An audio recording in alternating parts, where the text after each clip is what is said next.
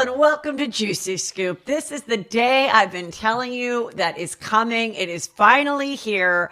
Yes, you can get your tickets right now to all my live Juicy Scoop shows that are out this fall. I'm very excited. I'm coming to a city near you. I'm coming to a bunch of cities. Okay, these are the cities I'm coming to. So listen up. St. Paul, Chicago, Seattle, Portland, New York, Las Vegas, San Antonio, Houston, Dallas, Boston, Philadelphia, and Washington. You need to go to heathermcdonald.net to buy your tickets. Do not Google it and end up spending more than you have to. Go to my website and get the tickets directly from me, heathermcdonald.net. The meet and greets are there for every show, but they are limited. So get it, get on it, get your tickets today. And early listeners to Juicy Scoop will get my artist pre-release. And the code is simple. It's DELIGHT. So as always, I have a great show for you. It's not the show I had planned. My show was 75% done because I did an interview with a real housewife on Bravo and planned on sharing that with you guys today. And then the powers that be, I guess the people at Bravo, let her know that she did a big no-no by coming to Juicy Scoop and I can't share it. I never want to get these housewives in trouble. I am annoyed. I wasted half a day. But the good news is it's me. So you're going to probably have a better show with just me going through the hot topics. If you want to hear all the juicy scoop of what really happens and why my life sometimes is not such a delight, you can join Patreon because I'll be talking about it there in detail and what went on in the interview that I'll never be able to share with you here on the regular show. So you go to Patreon. How do you get there? heathermcdonald.net. Click on Patreon. It'll be on the Friday show. You can listen to all the past Patreons with no ads ever. It's going on 4 years. If you have not joined Patreon yet, I don't know what you're doing with your life, but you definitely are missing out on a lot. Okay, so Demi Lovato, as Justin Martindale would say, what is it called? Themi Gelato. Remember, she had that big problem being annoyed with a frozen yogurt person because she felt they were like skinny shaming people or fat shaming them by not calling things skinny instead of low fat. I don't know. The yogurt shop's still in town. Then she said, I am non-binary. Please use they and them when referring to me. Well, she did a podcast interview yesterday or the day before and said, now I go by she, her again. Because there was a time when I would walk up to two bathrooms and I didn't really feel like going into the women's and I didn't really feel like going into the men's. I guess she didn't really have to shit that badly. But anyway, so she's like, and then I felt that's when I knew I just don't relate to either sex. Now I feel much more feminine. So today I'm going by she and her. One day I might be full trans and I might be a full woman. Right now I feel like a woman. Okay. Now people are very annoyed with this. For a lot of reasons. I mean, I just think this isn't great for the people that really do feel this way. But I mean, it started to make me think about the whole thing. And I'm going to talk about it because I don't really care. I don't really feel like the they, them thing really took off the way people wanted. I do feel a lot of people have complained. It's confusing. I don't think it's a great route to go for the future. I really don't because of exactly this. I just think this whole pronoun thing, unfortunately, the pendulum is going to swing back and people are just literally just going to be like, what the hell's your name? Just let me, I feel that too when I'm doing these stories because I'm so scared I'm going to say the wrong thing. I'm in my head going, let me just call them Demi. No, now it's her. Let me just call her Demi. Like it's just, and my prediction is this they, them situation. I do not think it's going to be around in 3 to 4 years. I just don't. I just think people are going to be respecting each other in another way that does not involve using people's pronouns. That's just my prediction. I don't know. But, you know, I was talking to my son who is a Gen Zer about it. And he's like, do you think there's any grandparents that are go by they, them. Now we know there's trans grandparents, Caitlyn Jenner being one, but what would you call them? A gram them? My grand them are coming to grand them Parents Day? I don't know. And I said, no, I don't, probably not people that old. I think probably the oldest they, them person might be Che Diaz, a fictional character on, what's it called? And Just Like That. But maybe Che will go and leave they, them in Just Like That. I know Bobby Lee, the character who is a comedian, he plays the podcast host. He shared on something that he's definitely coming back to in Just Like That. So we're going to see more unfunny podcasting and probably more unfunny sitcom stuff because she's supposed to get a sitcom. Sorry, they're supposed to get a sitcom. And I don't know. But I just, this is not being well received. No one's being like, congratulations, we're so happy that you feel like a woman again. But she has struggled. And this could all be part of her, mental struggles. So good luck to her. She's a really talented singer, and I hope that Demi continues to sing. Okay. Also, divas that are in the news a lot. This whole Beyonce thing, there's about 4 stories to Beyonce. The first one I saw is that she, used the sampling of My Milkshake Comes All the Boys in Town, and then that song. And then I saw a TikTok where they went through her album, and there's about 8 songs that 8 of her songs people feel she has sampled from. Now, I am not a music expert, so I'm assuming you have to pay to sample the music, but it seems like the Keely girl or whatever from the Milkshake song is like really pissed and feels somewhat that she took her stuff. Then Beyonce was like, fine, I'm going to take out that tiny sample about the milkshake out of all my songs that I'm able to remove that are streaming. So that happened. Then people called her, said that her song that uses the word, and people are like afraid to say it. I'll say it. The word is spaz. She's like, don't be a spaz or whatever. And they said you're being an ableist, like you're being a racist because you are not accepting of people that are disabled in a way in which the word spaz might be used to refer to a disabled person. Now, Beyonce is 40 years old. She is not Gen Z. I guess she's still a millennial. I don't even know if she might not be a millennial. So that's not that young. And I don't know what it was like when she was growing up, but we definitely used the word spaz, and we used it like in a lovingly way to like kind of just like give your friend shit. Like I'd be like, oh my God, Shannon, to my sister, stop being such a spaz. You're just you're just like a spaz. Like you're just, like not getting the cheerleading moves right, whatever. We never used it towards someone that was in any way not capable of, I don't even know how to say it. I'm like in my head now going, I can't, very capable, but with special needs. I don't know. We never used it like that. Anyway, you don't fight this shit. Okay. So take the word spaz out. And I guess Lizzo used it too. So take that word, you got to take that word out. And, so it's just been like a really busy week for her. And let me see what else has happened. So, I mean, people are picking it apart. Then, also, the Break My Soul song, which is a pretty catchy song. People a couple weeks ago were upset because part of that song was like, go quit your job. Well, they certainly listened to her because a lot of people aren't working, quitting their job, claiming to be sick or not. I don't know.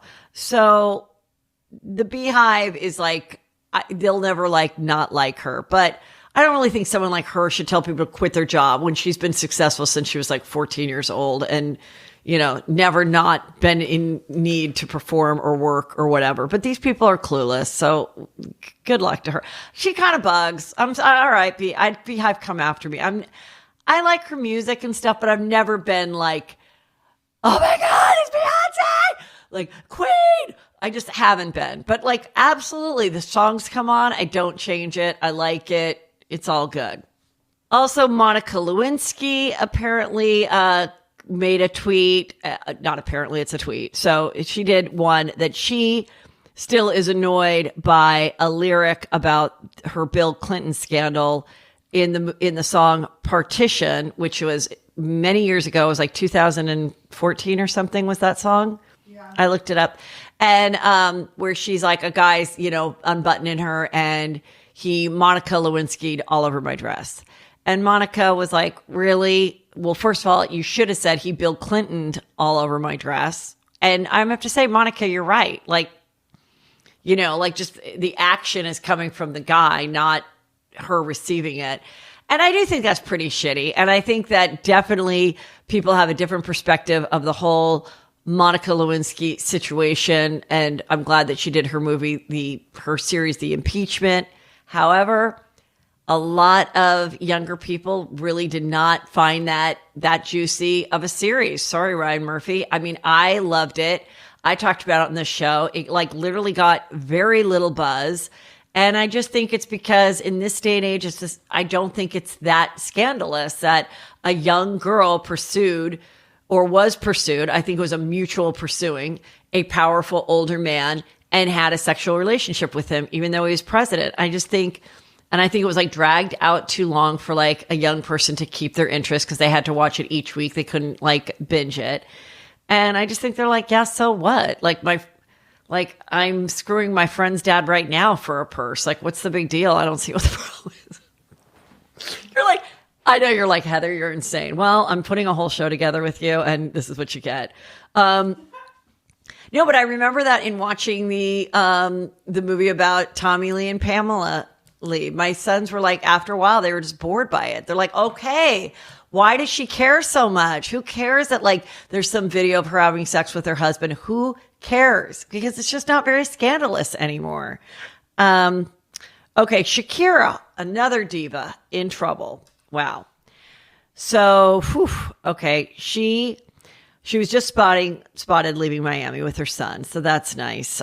She's had a nice day on Tuesday, but she is it's a lot. She has been warned by the Spanish prosecutors that she could be jailed for up to 8 years if she's found guilty of an alleged $15 million tax fraud. So she's been accused of dodging taxes between 2012 and 2014 while she was living in Barcelona. And apparently she had a minute to fight it, and she said or accept a plea, and she said no, but she's confident that her innocence will be proven as the tax fraud case continues.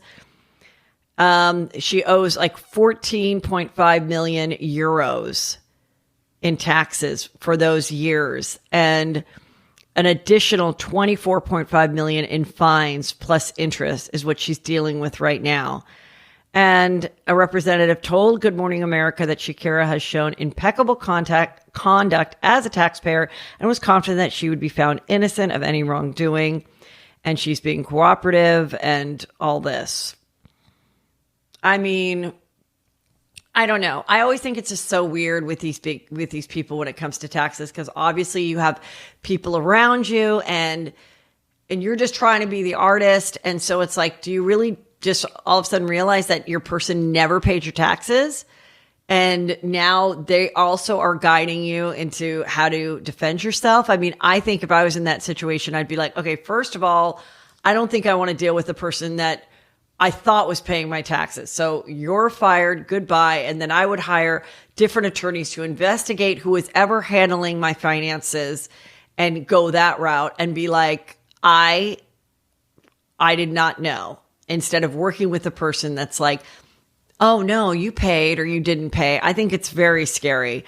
And so obviously she's just doing what her attorneys are saying to do at this point to try to get out of it. But God, I mean, maybe she could just do a documentary like J-Lo and let's see this.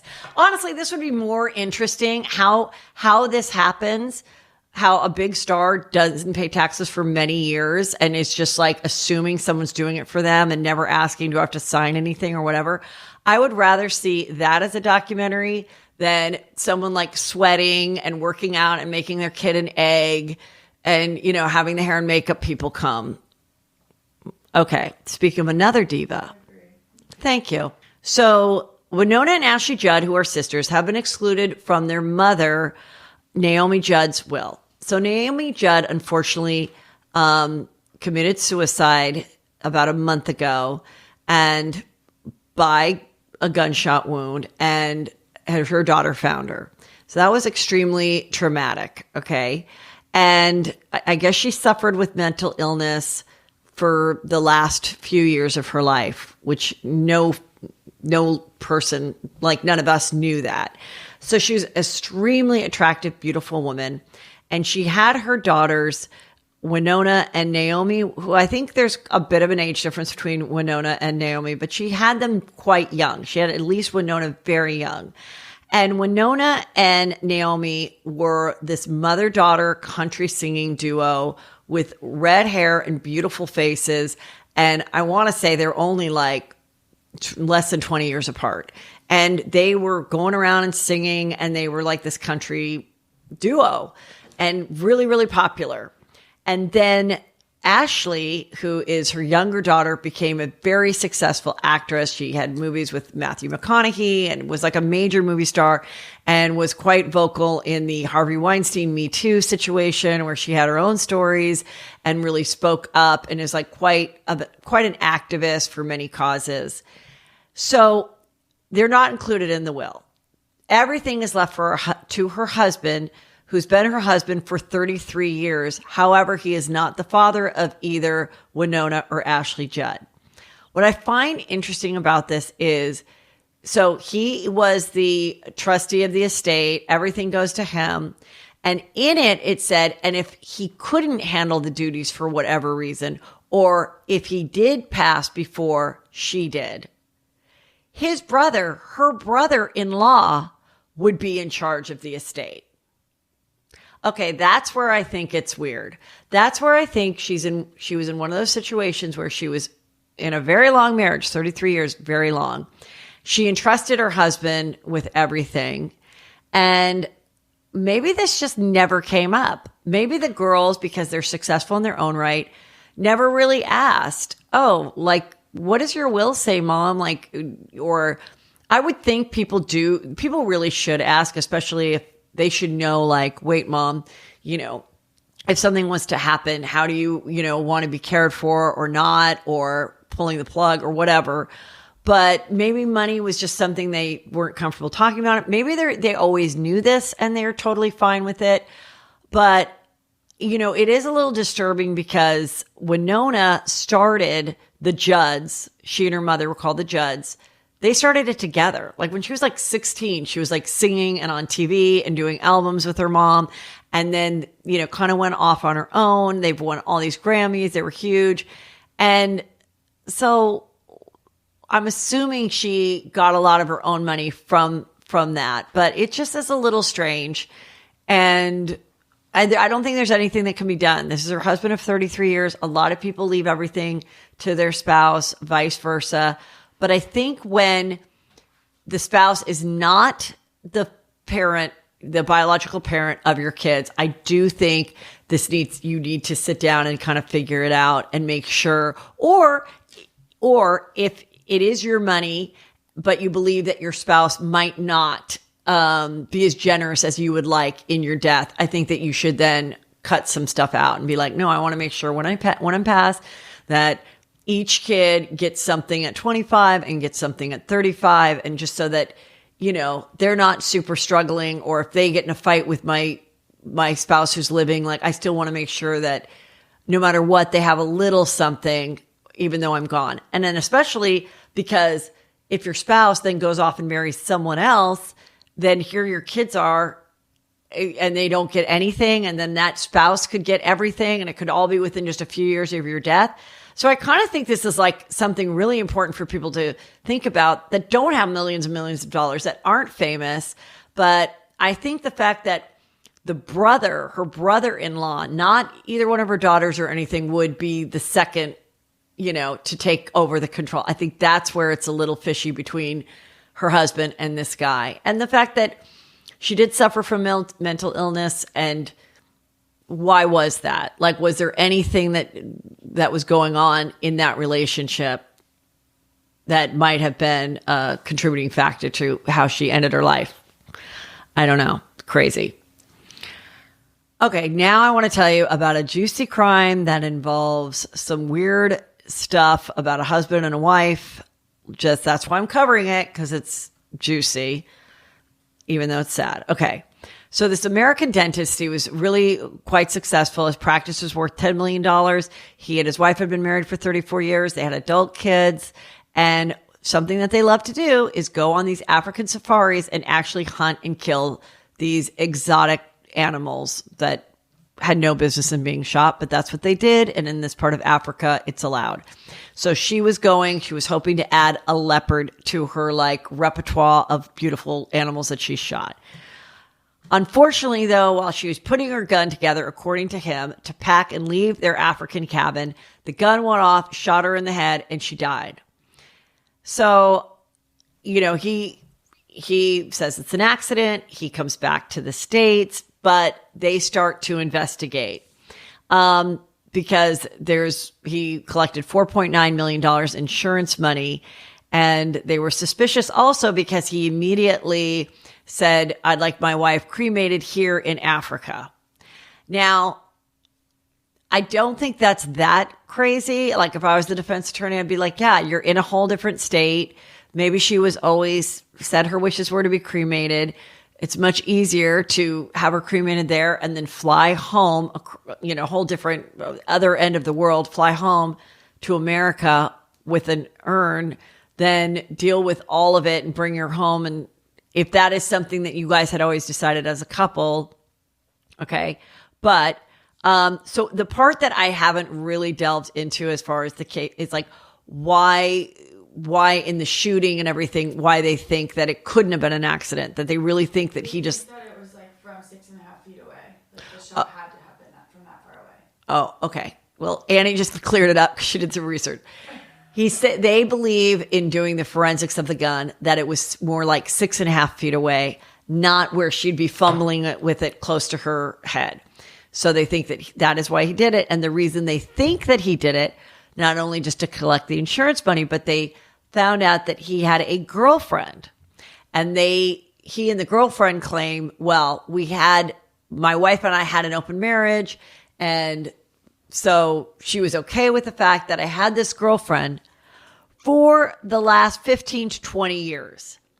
And the girlfriend lived in a different state. And so he'd go back and forth between the practice, right, and his home and be with this girlfriend. And then the girlfriend moved in like almost immediately after he came back from the African safari. So even though they had this open relationship, supposedly for 15 to 20 years, like almost longer, like he was married to the wife for 34 years. So we're saying on like around year 15 or 20, he got with this woman. Okay. And they were like, and she was like, oh, I don't care. As long as you take me hunting, go be with your girlfriend. I find that hard to believe. So she moved in 3 months after the death of the wife. And they've been living together for the last 4 years while going through this trial. And then of course he was found guilty, but so was she as an accomplice. And they are fighting this, and they're going to be sentenced on February 1st, 2023. And he could face a maximum penalty of life in prison or death for the murder and the mail fraud charge of the insurance money up to 20 years. And his girlfriend said that, the girlfriend's going to be, she was convicted too, right? Yeah, she's as an accessory. As an accessory, I don't know how much time she's going to get, but, crazy. I'm sure there'll be a dateline on it. His kids signed an affidavit saying they believe their dad. And, but I wonder, like, did the kids know about this girlfriend this whole time? So pretty crazy. Now, I spoke with you guys and Shannon, my sister, about this other horrible crime that happened in Fiji.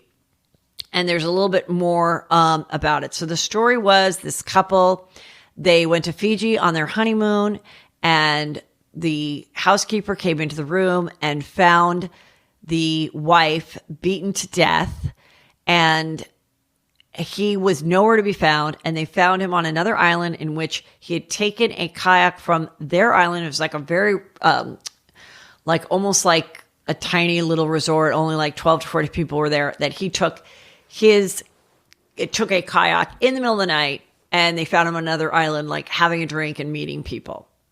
So he has been arrested. Thank God for this. But a couple more things have come out. One was that he was seen flirting and drinking with some other people at the resort, which probably caused a fight. And then also her body, the lacerations on her head were so severe, and she was found like between a toilet and the wall, but she was in such bad shape that they couldn't embalm her if they wanted to, because I guess when that's the case, like the embalming can't handle the situation to actually like do that and have that type of a funeral. So just absolutely horrible. Then this other girl came out and said that she was his girlfriend back in 2005, and he did get very jealous. He had pushed her and shoved her and things like that a few times. And so she broke up with him, and then he was like not taking no for an answer. So there was that. Also, what I found out from that article is that he was married to somebody else, and that divorce was concluded 1 month before he married this woman. So moving very fast from one wife to another. And obviously they're going to probably interview that wife, the one that divorced him in 2019. But I mean, I think we know that he is the killer. I mean, in my opinion, I don't think we have to go much further, but it's just absolutely horrible. Also, one last horrible story. So I've talked a little bit, I don't know how much I've talked about it on this show or Patreon, but about Rebecca Grossman. Rebecca Grossman is 58. She's a socialite. She lives in Hidden Hills. She and her husband created the Grossman Burn Center, which is, for burn victims, and they're extremely wealthy. And one night, not even night, it was still daylight, she was zooming down this highway in Westlake, and a mom and her 4 kids were crossing the street, and her older kids were ahead, and it was a proper crosswalk, and she went well over the speed limit and hit these boys, and then didn't even know that she hit them or hit anything, because then her car stopped running and the airbag went, and she was like talking to her OnStar or something, or she called 911 or something. And they're like, well, that there was an accident right there. Do you think you hit anything? She's like, well, I know I hit something. I don't know what I hit. I just don't know why my car won't start or why this. So the whole thing is that her defense is trying to say, this is just a horrible accident that happened. And the prosecutor is saying, we believe that she did this with malice, knowing that if she went this fast at this time in this place, that she has the knowledge that she could injure or kill someone. And we know that because she was pulled over by an officer a couple years back for going 92 and, way over the speed limit. And that cop said, going this fast, you could kill somebody. And she said to him, well, I hope you never get burned. Meaning like, maybe we won't help you at the Grossman Burn Center. And it was so disturbing to the officer that he remembered it and did that in the pretrial. So the judge said, no, I think you are aware, and I do think you need to go on trial for being aware that this could be, a murder charge. So this is going to be a full murder trial, 2 counts of murder. And she's going to be facing a lot of time if in fact she gets convicted. So her defense is going to have to convince the jury that this was just a terrible accident, that this is not murder. And the prosecution is going to say, yes, it is. And they're going to be pushing for her to be convicted and do a lot of real time. Part of the other strange part of this story is that she was at a restaurant having a drink. The waitress, said, yes, I served them. I like a margarita or whatever. When she was her initial blood was a 0.08. Then her defense tested it in Orange County and it came like 0.073, which is not the legal limit. So the alcohol factor really has nothing to do with this. Of course, they're saying, well, at one point it was 0.08. Could it go down when it's in traveling? Could it lose something? So, but they're not even going like the DUI route. They're going like she had malice. She knew by going this fast that she could kill somebody. And the witnesses and everything said that she was almost like drag racing or like, driving with this other guy that she had the drinks with, which was this former Dodger. And he's been, questioned and everything. And he, technically was kind of speeding too, but he was not involved in any kind of crash or hitting anybody. But you kind of wonder what was going on with the two of them. Why, as a married woman, is she hanging out and having drinks with somebody and then being like, hey, let me chase you back to where are we going?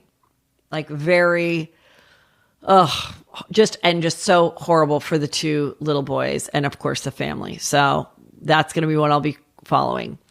Okay, on a happier note, you guys, Dane Cook, the comedian, he's 50. He's engaged to his longtime love, Kelsey Taylor, who's 23. They've been dating for 5 years. I know, you just did the math. That means he met her when he was like 46 or 45 and she was 18. But he just said they've always gotten along. He doesn't care what anybody says. Her family loves him. He loves her family. They get along. It's a beautiful moment for her. And let her have that beautiful moment. They obviously been together for 5 years. He's ready for the new chapter. He's never had kids with anybody else. I don't know that he's ever been married. But it did remind me of the Jerry Seinfeld Shoshana.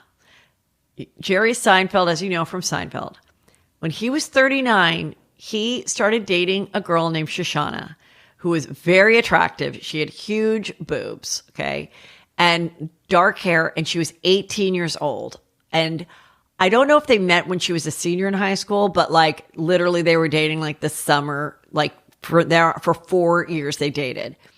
Like, I don't know if she was going to like the tapings of these shows or what, but people thought it was weird, but no one really cared. It was like he had the most popular show ever. He was such a likable guy. And even though he was 39, he always came off a lot younger in the show. He had this apartment. He was a stand-up. Like, you were like shocked to hear he was 39. Even now, how old is Jerry Seinfeld? He's like 65 or something. He still looks really young. He's just has a young way about him. But still, and he said Shoshana is not an age. She's just someone. He's 68 today. I think he looks more like he's like 55. He just looks younger. And he's, he looks about like 55, 60 max. Anyway, Shoshana and he broke up when she was 22. I've said, look her up. All we could find out is that I was like, I bet she's a fashion designer, married well, living in the Hamptons. She was a fashion designer. I don't know if she's still doing it. I don't know if she ever got married or have kids. That's a documentary I'd like to see. I'd like to have her on Juicy Scoop. I'd like to ask her what that was like. I definitely think that with girls that are 18 can intellectually be hanging with people that are 20 years older than them. I mean, and can have conversations. And I think there are old souls. I mean, there's people that go to medical school when they're 15 because they're so smart. So it's not that, but I do think it's kind of interesting that your first relationship is not only someone who's 39, but like the biggest comedian in the world with the hottest show. And I can't blame her for being like, yeah, I'd rather date Jerry Seinfeld than the guy that just pledged Kappa Sig or whatever in college. So like, I can see why this was her life, and I can see why her parents were like, it's okay. I mean, they can't say anything anyway because she's 18. But I find the age difference thing just so fascinating. And I'm not saying it can't work. I just find it like interesting in the long term, because I think everyone can have a good time, and everyone can, because I've been on dates when I was 21 with someone who was like in their early 40s. And I was like, I am so mature. I could totally hang. I love the fancy dinners. I love being taken out. I love that the staff is opening the door for me. I love it. But when you really think about your whole life, which you can't think about when you're that young, because you're just like enjoying it so much, but it is a different dynamic. So in another dynamic, which I thought was interesting, is this story that came out in Daily Mail just a couple days ago. So Lisa Vanderpump, she revealed on her show, and she revealed to me when either I was on her podcast or she was on mine, that when she met Ken Todd, her husband, she was 21 and he was like in his late 30s. And he was already quite successful and had clubs and things. And he had full custody of his son that he had at like very young. And his son is 19 with his wife at the time named Pamela. He had this son, Warren, and Warren was 15. So she goes, so here I'm marrying Ken and my stepson is, just 15 years old. But we got along great and he was a great father and everything. She then reveals she has a friend who's also an actress model, and she's a Bond girl, and her name is Sue. And she starts dating Warren, but Sue is Lisa Vanderpump's friend. And I think Warren at that time was then over 18, but it's a huge age difference. Let me see the age difference, because right now he's 52 and she's 68. So what is that? So right now he's 52, Warren Todd, and his wife, because he ended up marrying her, is 68. And they had a child that was similar in the age to Lisa Vanderpump's son, Max. And once they got married, though they were a little freaked out by the 16-year age difference. Once they got married, they were they have a lovely life together. I mean, she's gorgeous. But as they aged, if you look at photos, it looks wait, is that his mom? Is that she does look older than him, even though she's fit and beautiful. Anyway, they broke up. And apparently, according to the Daily Mail, he is now with this girl who's 32 and pregnant. So, pretty devastating, I think, for her. But I don't know. Maybe she's over him. But that is, you rarely hear it, with that age difference going the opposite way. And I mean, she was, able to have a child with him, and they seem to be really happy for a really long time. They were married for 32 years.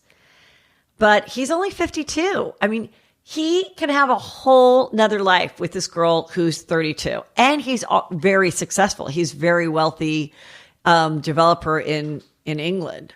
So I don't know. I don't know if we'll see any of this on Vanderpump or if we'll hear anything more about it. I'm sure they're not thrilled at Daily Mail and I'm talking about it, but I just find the whole thing really interesting. And it doesn't mean that you're going to break up because all of a sudden you're 68 and you're not hot this sack. People cheat no matter what age or how your spouse looks. It has nothing to do with it.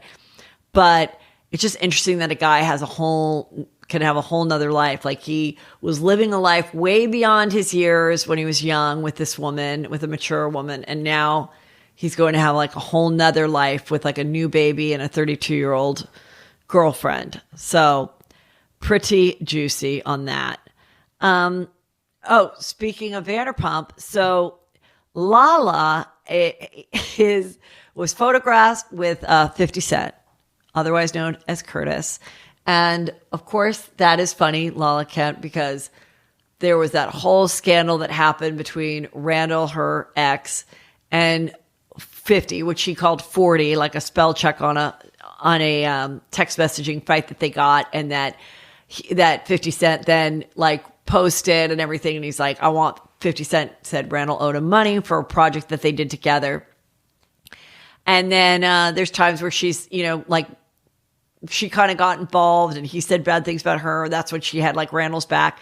Well, now of course she and Randall are completely done, and she was photographed with him. Now I don't know if they're dating or anything. I did text her and I said, please tell Curtis I said hi.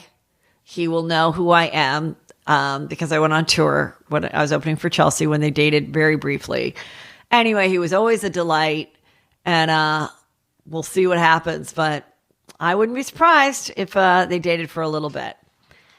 Okay, so speaking of Real Housewife news, so Leah McSweeney is in we're doing the ultimate girls trip in Thailand, and it's like kind of a mixed match. It's just people that are all currently on shows, or we don't know if they're being asked back, but it's like she's there. Leah is the one from New York that was wild when she was drinking then and throwing tiki torches and screaming. Then last year she was sober and becoming Jewish, and now she's in Thailand and apparently throwing elephant dong at another housewife. And she got kicked out of Thailand indefinitely. That was just a rumor that got out there. She has said, no, that's not true. And if it was, how iconic would it be if I actually like picked up elephant dong and threw it? Dung. But dong or dung? Dung. Dong is like His dick? Oh, whatever. Elephant shit. But I didn't. I totally thought it was true because I imagined it more like she took more, I don't think she grabbed it with her hands, but I almost thought she took like a shovel and like chucked it at someone. And maybe it wasn't even like right at their face. Maybe it was like towards their feet and they were doing something weird with elephants. I don't know, but you know what? She was sent home. So we don't know why she was sent home. I think if she's adamantly denying it, I believe that it didn't happen because I think you would just not address it or try to figure it out with Bravo. How are we going to spin this thing? But it gives me just like a gross feeling about the whole thing. Like, ugh. It just is weird when I think about how like now that what the Housewives used to be is like, show us your life and your wealth and everything. And now with these ultimate girls things, it's like, get fucking drunk, fight with people that you really have no history with. You only got 8 days to do it. You better make a bang, because if you make a bang, you might get asked back and get that big paycheck. And I understand, but I almost like feels like, when did Housewives become like WWE wrestling? Like we're like they're literally going in the season and they're like, okay, I'm probably going to have to fight with her, and then I'm going to fight with her, but then I'll make up, and then we'll be cool by BravoCon, and then hopefully by the reunion. Like, it just feels like, I don't know. And then, but then if you don't do that, then people are like, you're boring. We don't want to hear about your journey transitioning your mom into assisted living. You're boring. Have a storyline. So then you have to like chuck a drink at someone. I don't know.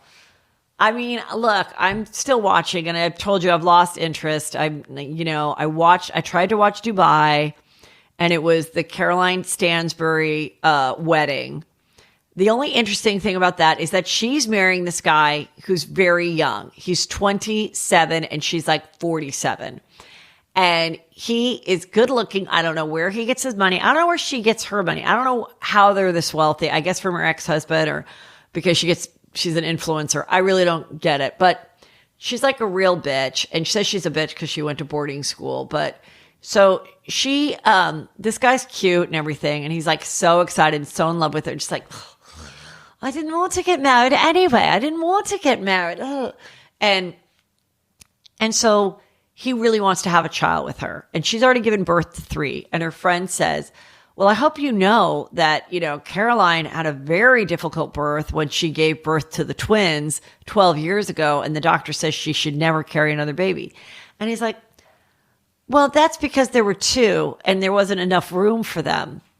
And the girl's like, no, that's not why it was a difficult pregnancy. And he goes, well, what we'll do is we'll put the embryo in her.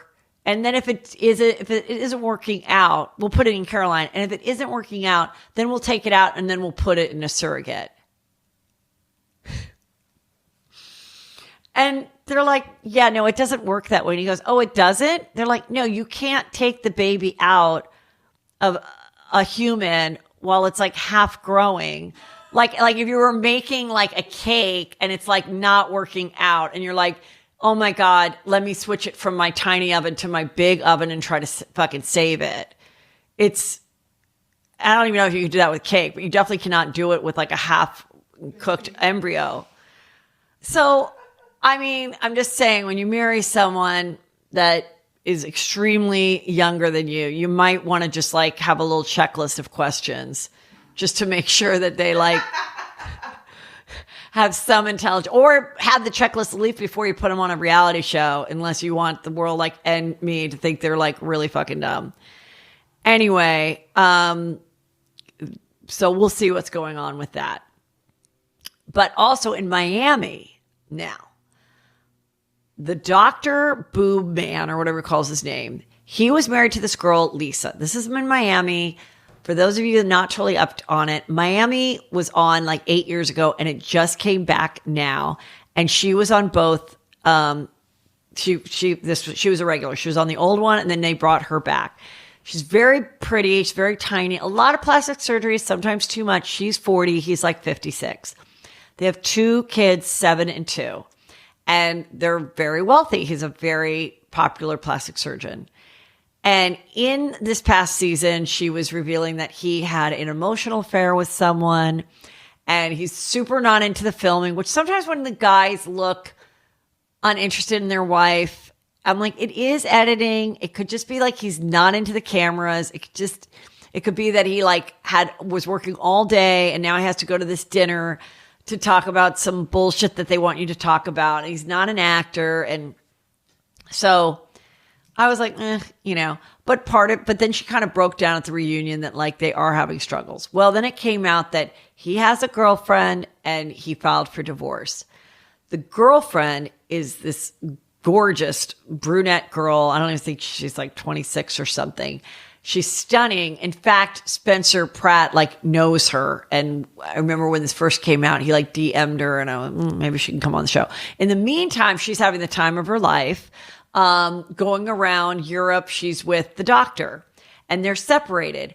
And he wants Lisa, his ex-wife, to get out of their $52 million mansion where she's living with the kids, because he says there's a prenup in there that says, if we were to break up, both of us leave the marital home, or it's that she has to leave the marital home and I'll find her something sufficient. He's like, I found her a very nice place for $3 million. Well, you go from 52 to 3 million.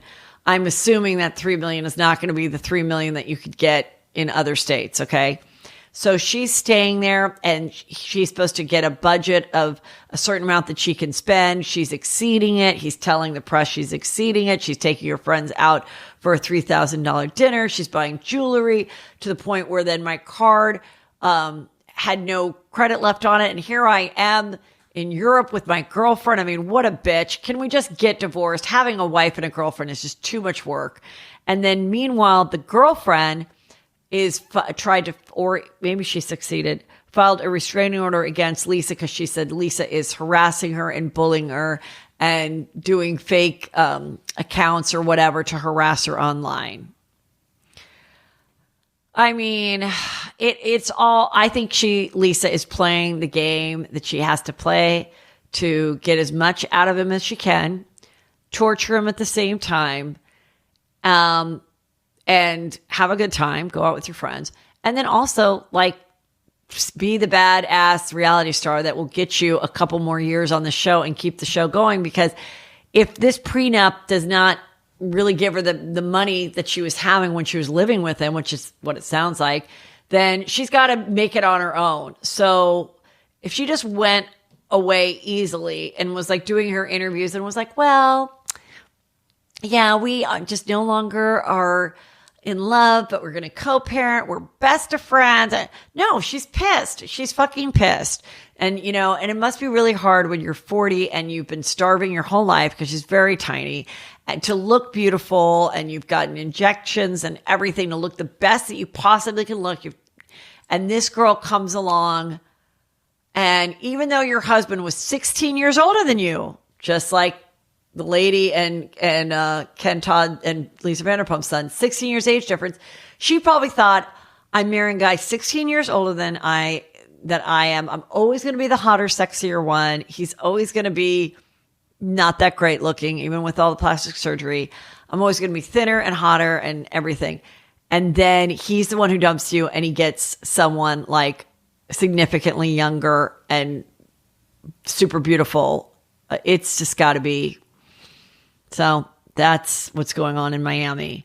Let's see. Oh, okay. A little bit on the Amber Rose, latest on Johnny Depp and stuff. There's a few little weird things that have come up. I'm seeing all these little articles coming up. One is Amber Heard sold her place in the desert for like $1 million something. But she's, we don't know what's going on with paying the $8 million. And also, there's all these unsealed documents that the newly unsealed documents that are coming out that of things that they didn't allow in the trial that are true. One is Amber says that Johnny had erectile dysfunction, and that's probably what caused his anger issues. In these documents, he had said she was at one time a stripper and worked as an escort. Also, these are all these little things I'm seeing pop up. Also, there's some testimony or some account of someone saying that Whitney, her sister, Amber's sister, did say that Amber, in fact, did slice Johnny's finger. She told a friend that all these little things, I guess, because that was hearsay, did not get in the trial, but now people can find it and read it.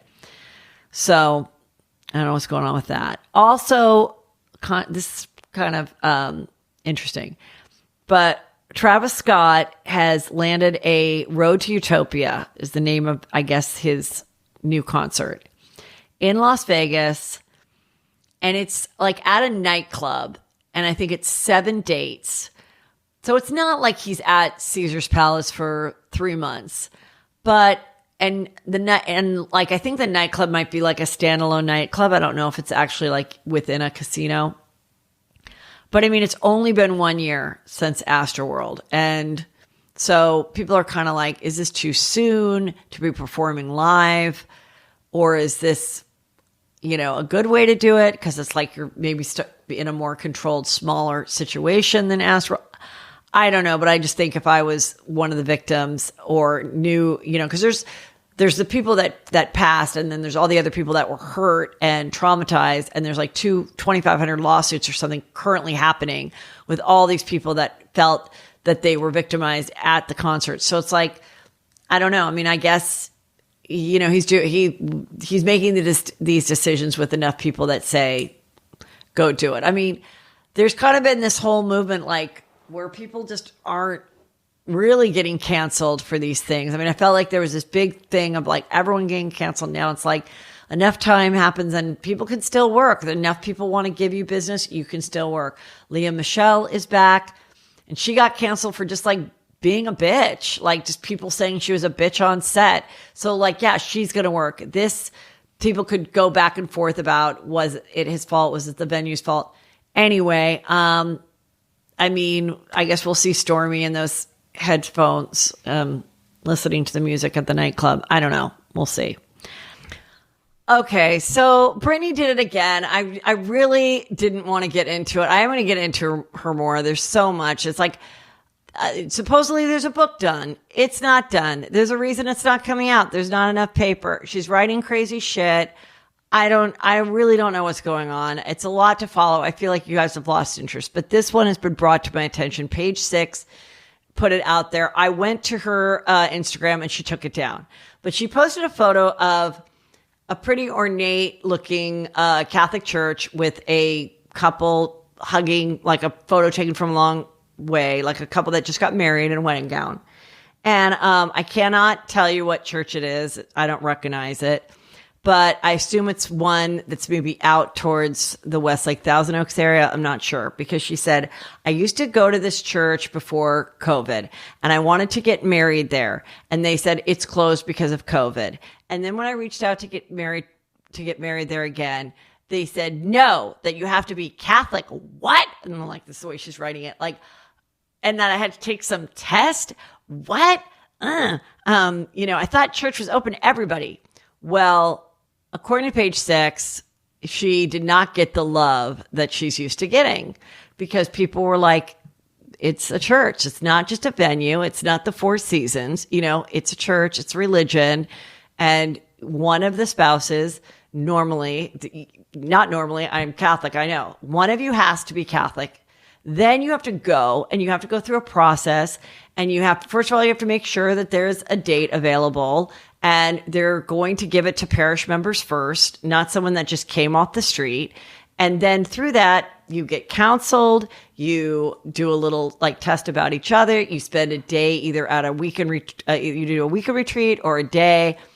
And it's like a big deal getting married in the church. And that's why a lot of people that aren't really religious don't bother doing it anymore, but they're not just going to let like any random person do it because you've got $400, because that's literally how much it costs. It does not cost much to get married. At least that's what it cost for me. It was, maybe it's a little bit more now, but like, it's not a money-making thing. It's like a religious thing. And then they would hope that you would like be part of the parish forever and maybe send your kids to that school, whatever. But even if you don't, it's okay. But you got to show that you were baptized in the church. At least one of you has to have been.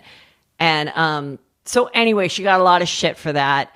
And so she took it down. And nobody knows what's going on. There's so many conspiracy theories. Is Sam really behind this? Are they really married at all? You know, she's like, can you believe I was married? I know. I think I'm just getting tired of it. I mean, she's still spinning around. The brown pumps are still there. The horrible outfits. Nobody knows where she is. They're like, I think she's at the Four Seasons in Westlake.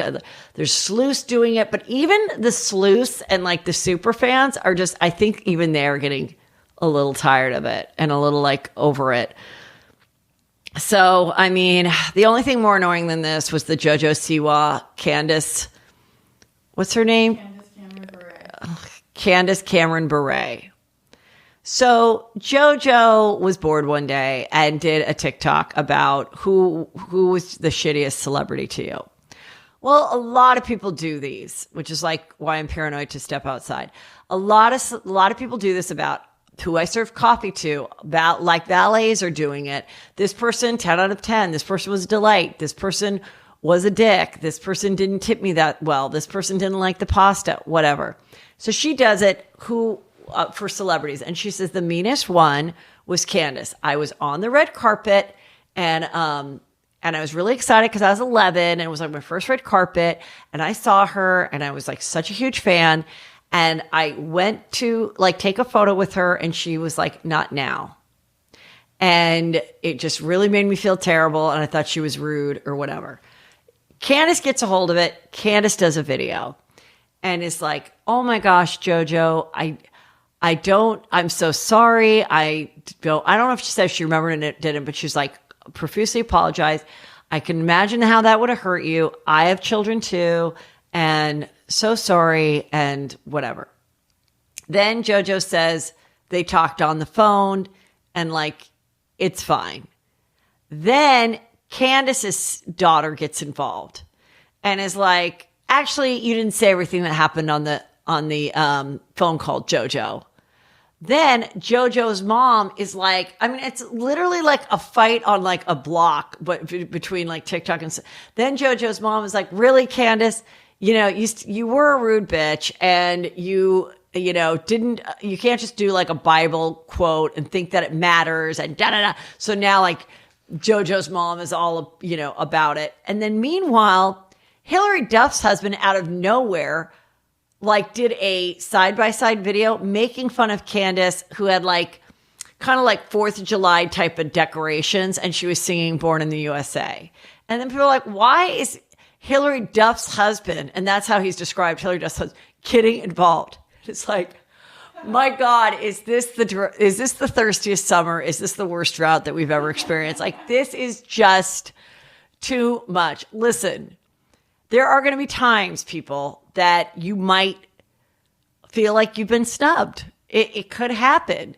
And chances are the person was not intentionally snubbing you. And maybe they really were busy. And maybe there wasn't time for her to take a photo with a kid because she already did. This has just recently happened to Chuck E. Cheese. Okay. He's in a lot of trouble. You've heard about the Sesame Street situation. If you haven't, I'll tell you. There was some Sesame Street characters out and someone was filming them. And, I can't imagine, it's probably like 120 degrees in there. And some kid making, minimum wage has the Sesame Street outfit on. And he's supposed to like wave and shake hands and stuff. And the video does look like he is kind of like ignoring this little girl. And she's a little black girl and he ignores her. And then moves on and like takes this break. And other people are saying, I think with the big hat on these like mascot characters, it's kind of hard to see people peripherally, and like, you know, like it's hard to see them out the side of your eye. No, other people are like, no, it is intentional, and they show the videos. Anyway, they're suing one of the girls that's not even filmed.